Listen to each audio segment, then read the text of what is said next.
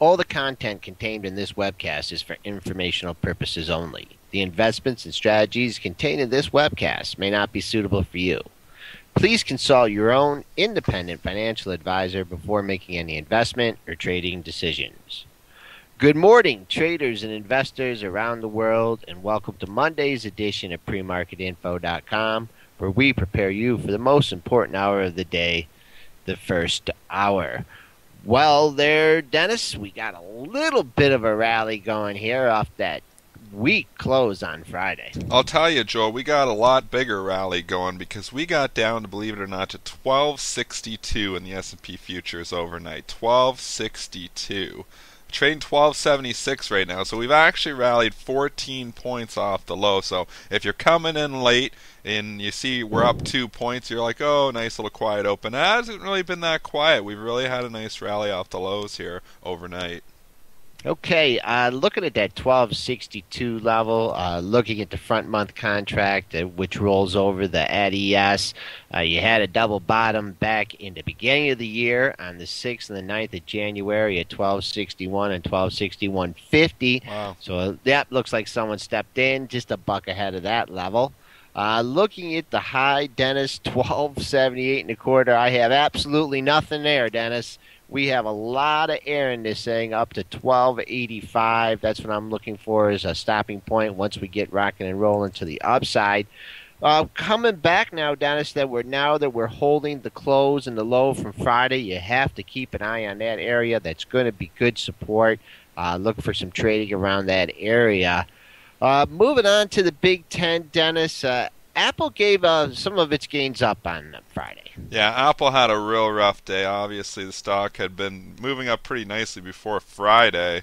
Gap down Friday. Never even thought about filling the gap and just straight down. Obviously, everything was weaker on Friday, but Apple definitely didn't show any relative strength whatsoever on Friday. We were saying how it had been relatively strong. Well, not Friday. Got as low down there into the five, almost to 560. I don't know. Where do you think it's going here? Well, Dennis, I think when we're talking about Apple on a relative basis here, the last time the S&Ps made that trip down to 1287, that's when Apple got down to the 530 level. So now we're trading 10 points below that in the S&Ps, and Apple is still over 30 points above that low. So on a relative basis, the stock is still held up very well. Have to focus still on Friday's low and close right there, the 560 area. We did dip under there at 5 in the morning. I don't know, someone was out there puking their Apple stock at 556. Doubt we're going to see that level today. But what's interesting on the upside, Dennis, is 562.50. We're bumping up against that in the pre-market. Keep an eye on that. Above that 562.50, we got a couple bucks up to 564.65 before we have resistance. And after that, Dennis, it's wide open. ExxonMobil here too, Joel. Had a couple prints go off a little bit lower, but it is higher here now. What a breakdown in this stock here, though. In the last 3-4 days, Joel, this chart is ugly. And it really, I was thinking it might be moving eventually to that $75 area because we always talk about this on the show. When if you look back to late November, you had this big move up where the stock was down at 73 bucks or 73.90 was the low, and then it just ran straight up to 80 in about 4 sessions. Well, we're now below 80. Not saying it's going to get there in 3 or 4 sessions, but there is a lot of air in here, and it wouldn't surprise me if the major support at 75. But before that, could get a little tricky here, and you could see some volatility in ExxonMobil. 4 points in 4 days is just unprecedented for this stock, Dennis, to have that kind of move. But what's interesting about ExxonMobil is it made its low on Friday early in the session, and then when the rest of the market was cratering, it kind of held its ground and ended up closing quite a bit off the low of the day. I would keep an eye on Friday's low. Of course, it will be a good level, and the close. Friday's low at 77.47 with a 92 close. We're just treading above the close there, but keep an eye on that 77.50 level. At least for the first time, it should be good for a bounce. Coming back on the upside, Dennis, there's not a whole lot of resistance here until you get to 78.56, which was Friday's high, and that was a few cents away from Thursday's close. So don't be short over 78, Dennis. You could be covered in 78 and a half in a heartbeat. Chevron moving here to Joel this morning, 96.47, just a couple cents up. But man, it had a breakdown day there on Friday too. Again, the gap thing, never even thought about closing the gap. Kind of consolidated for the most of the day though, and this 96 level held up here. Looking out to the weeklies, or getting out a little bit farther anyways, you do have some major support back here in the 95 area. We're still a buck and a half away from there though. Yeah, Chevron, similar to Exxon, it did break down but kind of held up near the end of the day, trading up a little bit in the pre-market. Things will definitely get thick here at the $96 level. 96.02 was Friday's low. You also have a low going way back in 95.75. Coming back on the upside, Dennis, really not much resistance here until 97.28, which was Friday's high. And after that, it really opens up until the $99 level. We do have J&J trading up a little bit in the pre-market, Joel. 62.02. I haven't seen news go by on J&J, but decent move for a conservative stock, but bumping right up against where it was bumping up in the regular session on Friday. It was 62.05. Had a few highs right there, right around 11:30. Interesting, that's trading right there, 62.02. Not a lot of volume on this, but there's a big bid there for 5,000 shares, so somebody wants some J&J. If you go out a little bit back to the dailies, this thing bottomed at 61.05 back in November. If the stock goes into breakdown mode, I think you get great support down there, but we've had a pretty big move down. Wouldn't surprise me if you get a little bounce here in the stock, Joel. Yeah, after going ex-dividend last week, Dennis, this thing has had a hard time. You're getting back up to that area. That's a 62.31. What's up Friday's high and Thursday's close is right in that area as well. So you don't have resistance for J&J up for another 30 cents. This stock did settle just 8 cents off its low of the day, 61.78 close with the 61.70. So any quick flush on the open under $62. Get your bids out if you're looking to cover short from 61.70 to 61.80. Unfortunately, if that level doesn't hold, Dennis, you're talking about that November 25th low down at 61.05. But just the way the SPOOs are trading right now, the way this thing is bid up, looks like you might have a temporary bottom here in J&J. Procter Gamble's got a similar chart here, Joel. We bottomed almost same day back in November, and stock's trying to fill up. 61 bucks is where we got down to late in November. Stock closed 61.55, trading 61.50, but bid 61.55. So good support down there at 61 if the stock sold off another 50 cents. Again, with the market being up here, it's probably going to bounce a bit off the hop, maybe run into a little bit of trouble at 62. Yeah, you have Friday's high and Thursday's low right there, 61.94 to 61.98. So that's going to be excellent resistance. Really, things are kind of just wide open here from Friday's low, 61.20, up to that level. You do have the close at 61.55. I really wouldn't anticipate seeing any major size in this stock until you either get to Friday's low or up near that $62 level. But Dennis, boy, this is just a stock that they came out with that bad earnings. It gapped down, and this thing has just been pummeled. Yeah, just no interest in there at all. I just want to talk about a mover here. Bristol Myers is really popping up here. They got some good news on one of their drugs here over the weekend. 34.15, Joel. So stock is just moving up here in the last few minutes. 34 and a quarter is where it was just trading a couple minutes ago. This chart, if you look at it here, we had a high at 34.31 back on April 25th. So interesting that we just popped up there, pulled back a little bit. Where's the pre-market high on that, Joel? It is making highs as we speak, 34 and a quarter. Okay, that is the high. Yep, that does coincide, Dennis. I have a 34.35 high on the 26th, and then the previous day's high was 34.31. Just 16,000 shares, Dennis, and they got this thing up a stick. A stock that trades, 10, 12 million during a day. For it to be up almost $1 on this little volume, probably be a good opportunity to lighten up on some longs. Not necessarily looking to lay out some shorts, but a lot of this news-driven price activity often doesn't hold when the regular session opens. Is there If any size at 34 in there? Yeah, I don't see anything really, but you never know. So usually those whole numbers do tend to congregate some size there at them. So it wouldn't surprise me at 9:30 we do see some institutional selling pressure at 34. But if the news is good enough, it can take that out. I mean, you get to that next level, that 35 is huge, Joel. I don't know if it's going to get up there. That's where we topped out April 19th, and I guarantee you there'll be some institutional sellers up there. Moving Um, on, we Go do have ahead, Dennis. Boeing. Boeing getting an upgrade here, Joel. I just want to talk about it. Boeing getting an upgrade. This stock, man, they're upgrading this.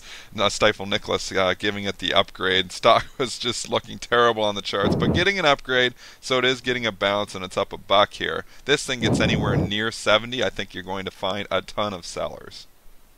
Yeah, what do they do like when they upgrade? Do they go into the technical analyst office and say, what chart is just looking absolutely the worst? It I looks mean, terrible. It was a complete breakdown day on 70 through that 70. Man, this is one of those classic examples where an upgrade could help you get out of a position that doesn't look good at all. I would not want to be entering a position here long because this chart looks terrible. It looks broken. This is one of those classic examples. Use the upgrade to maybe exit one of if you're caught long it, or maybe initiate a short because this thing gets into the 69s. I think you're going to find sellers, Joel.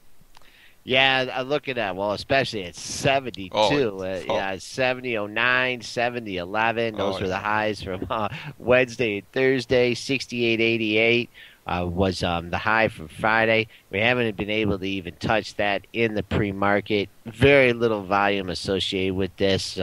Also, if you're looking back here, Dennis, it's a scary area here back in the 64, 65 area, 66, as Boeing just ripped through that area Mhm. back in November. It looks like it's coming home to roost to fill those gaps. Yeah, I think so too, Joel. I think this is a real nice opportunity for some of our listeners there to maybe even initiate a short if it gets up in that 69 area. Obviously, you always want to have a stop, so if it starts taking out 70 and starting getting above that 70, but I mean, you initiate a short like at 69.5 or something, and then go and put a stop at 70.5. Say I'm going to risk $1 to make 5 for you swing traders out there. Not a bad risk return on a trade like that. So interesting setup there for Boeing. We got Walgreens trading up to 45 cents here. WAG. Here's another chart that's been breaking down. I mean, everything. You look at all these charts, they've all been breaking down. It actually just printed up at 30.96. That's getting a little bit overdone, I think, on WAG being up a point here, Joel. Man, is there news or is Well, it yeah, just? there's got to be news here, Joel. I'll just check the ticker, but do a quick technical on it. Yeah, it hit 30.96. That is a clear fit, almost 40 cents above Friday's high.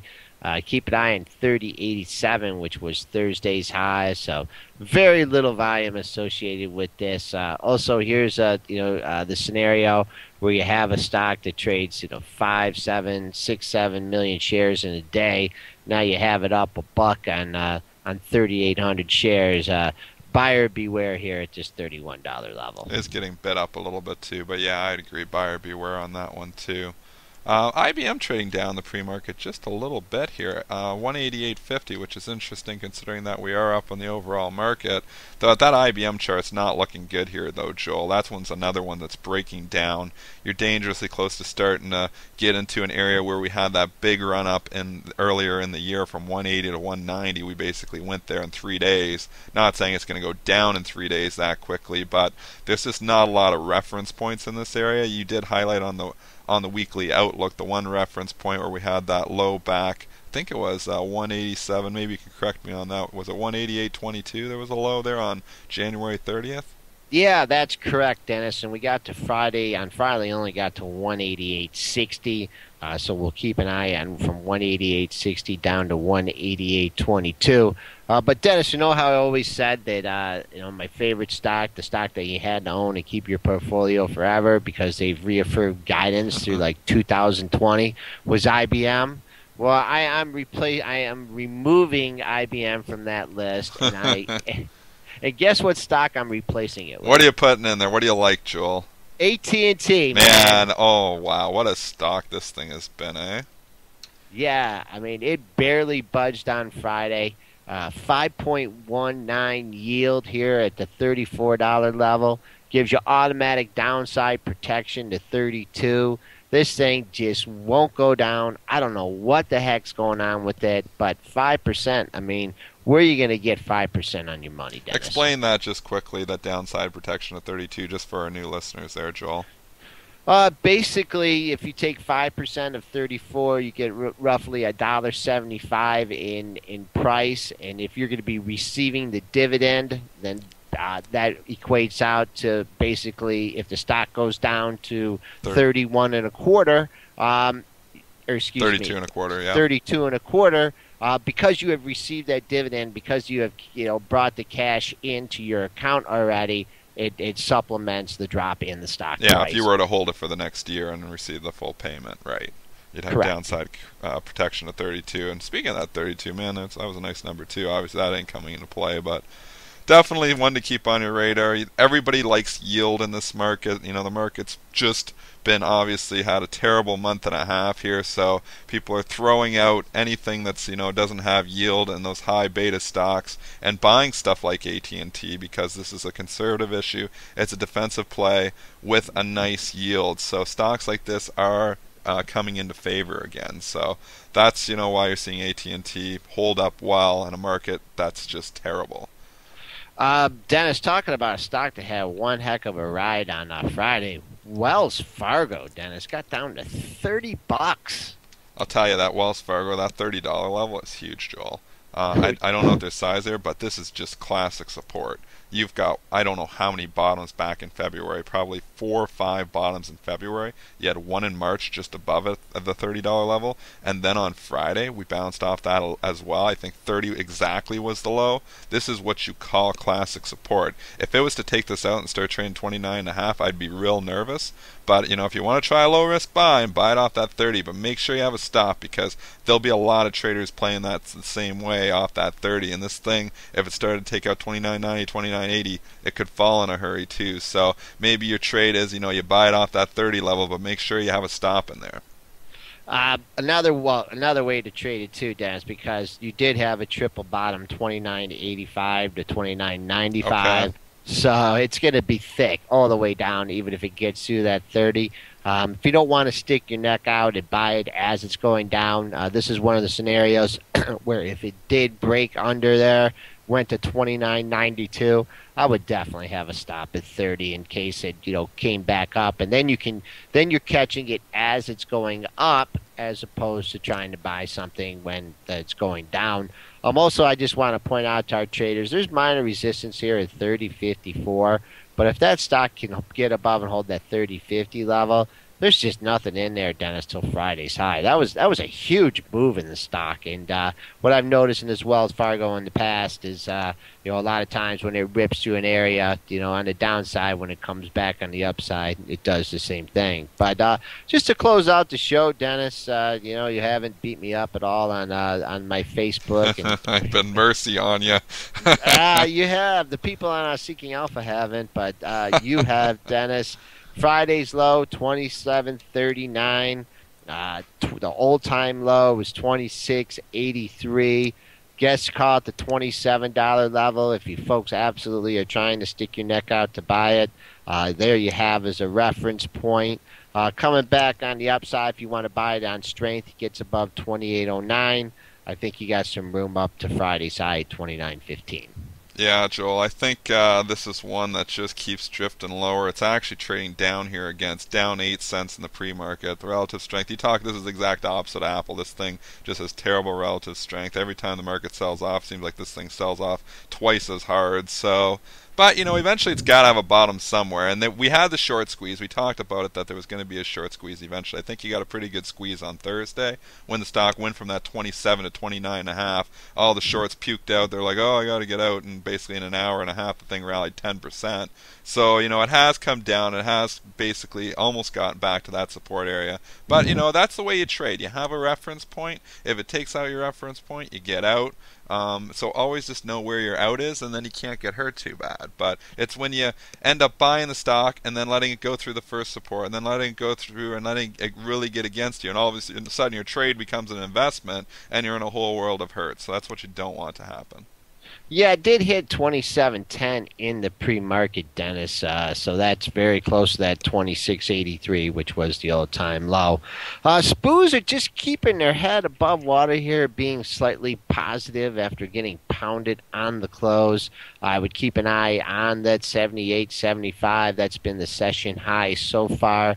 Also like support at the 73.50 to 74 area. And as far as next resistance point, major resistance is at 12.85. That's our show for today, folks, and we'll be back with you tomorrow.